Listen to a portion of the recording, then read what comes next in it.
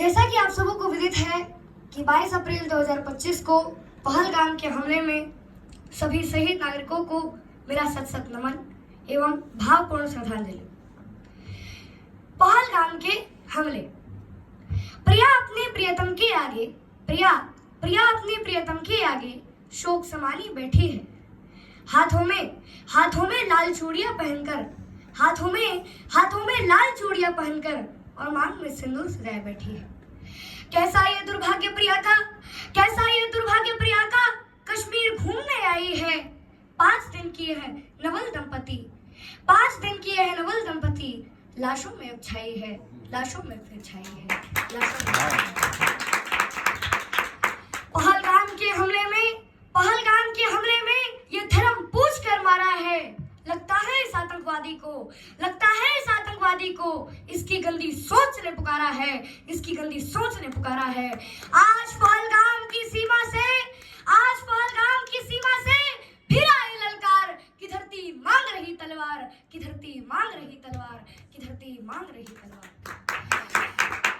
मांग में सिंदूर सजाए बगल में अपने प्रियतम को सुलाई है। इंसानियत का तो मुझे नहीं पता, इंसानियत का तो मुझे नहीं पता, लेकिन मैंने इस देश में एक हिंदू होने की कीमत जरूर चुकाई है। कश्मीर की घाटी। ये कविता कश्मीर की घाटी और वीर रस पर आधारित है। कश्मीर था जहां दरिंदों की मनमानी चलती थी, घर घर में एक 56 की राम कहानी चलती थी। कश्मीर था जहां हमारा राष्ट्रगान शर्मिंदा था। भारत माँ को गाली देकर भी खलनायक जिंदा था। फूलों की घाटी में लाशों की छाई मंडी थी। अनुशासन का पूरा दौर फिर भी बनी सिखंडी थी। राजमहल को शर्म नहीं, घायल होती छाती पर। भारत मुर्दाबाद लिखा था श्रीनगर की छाती पर। मन करता था फूल चढ़ा दूं लोकतंत्र के अर्थी पर। भारत के बेटे शरणार्थी हो गए अपनी धरती पर। वे घाटी से खेल रहे थे गैरों के बलबूतों पर, जिनकी नाक टिकी रहती थी पाकिस्तानी जूतों पर। फिर भी खून सरे हाथों की न्योता था दरबारों का, जिससे सूरज की किरणों की गर्जा था अधिकारों का। कुर्सी भूखी थी नोटों की थैलों की, गुरुवंती बन बैठी उदासी रखेलों की। घाटी आंगन हो गई खूनी खेलों की, बहुत जरूरत थी सरदार पटेलों की। संविधान को बदल दिया है, घाटी गैर नहीं होगी। जहां तिरंगा नहीं मिलेगा उसकी खैर नहीं होगी। अंतिम में चुनौती दे दो सीमा पार पड़ोसी को। गिद्दर कायर तारा समझे सिंगों की खामोशी को। हमको अपने खट्टे मीठे बोल बदलना आता है। हमको अब भी इस दुनिया का भूगोल बदलना आता है। उन आंखों के दो भूतों से सातों सागर हारे हैं। जब मेहंदी वाले हाथों ने अपने मंगलसूत्र उतारे हैं। गीली मेहंदी रोई होगी छुपकर घर के कोने में। ताजा काजल छूटा होगा छुपके रोने में। जब बेटे की अर्थी आई होगे सुने आंगन में। शायद दूध उतर आया हो बूढ़ी माँ के दामन में। वो विधवा पूरी दुनिया का बोझा सर ले सकती है, जो अपने पति की अर्थी को भी कंधा दे सकती है। मैं ऐसी हर देवी के चरणों में शीश झुकाता हूँ। इसीलिए तो मैं इस कविता को हथियार बनाकर गाता हूँ।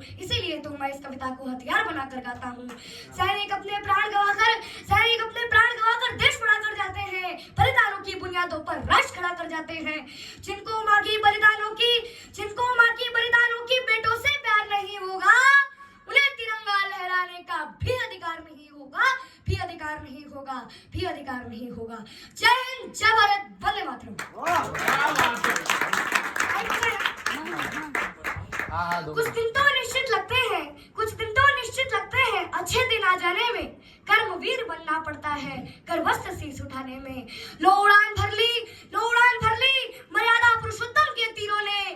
कश्मीर में लहरा दी तलवार हमारे वीरों ने। चिंतन यही चिरंतन से है भरत भूमि के पानी का। शांति की धारा अभिषेक करेगी समर भवानी का। वर्षों की बलिदानों का मजमून नहीं ठंडा होगा। हिमखंडों में खड़े रहे पर खून नहीं ठंडा होगा। शील बिने राम तभी तो क्रोधित परशुराम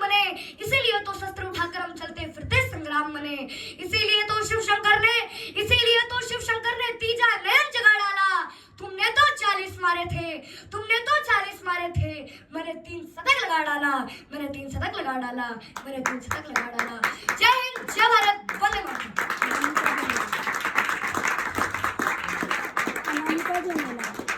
नाम मात्र का भाईचारा, नाम मात्र का भाईचारा है पर दिल में दूरी है। लगता है विश्व उग्रवाद को मसद की मंजूरी है, लगता है विश्व उग्रवाद को मसद की मंजूरी है। कश्मीर में बहाल हुए, कश्मीर में बहाल हुए, चीख के कहता मोदी जी, पहलगाम के इन हमलों का बदला बहुत जरूरी है। अब ये सारी बातें छोड़ो, सीधे तगड़ा वार करो, उग्रवाद की रीढ़ को तोड़ो, दिल से उग्र प्रहार करो, दिल से उग्र प्रहार करो। आतंकवाद के ठोर ठिकाने कहीं शेष ना रह जाए। पूरा देश कह रहा है मोदी जी कि आतंकवाद के ठोर ठिकाने कहीं शेष ना रह जाए। सेना के शेरों से कह दो, जाओ सीमा पार करो, जाओ सीमा पार करो, जाओ सीमा पार करो। Thank you.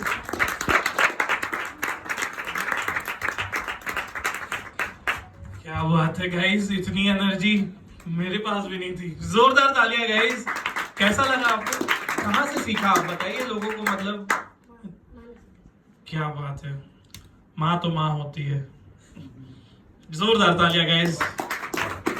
मतलब इतना चीजें याद कर पाना, मतलब लिटरली खुद में, और एक छोटा बच्चा इस टॉपिक को समझ के अपना, आपने लिखा है ये?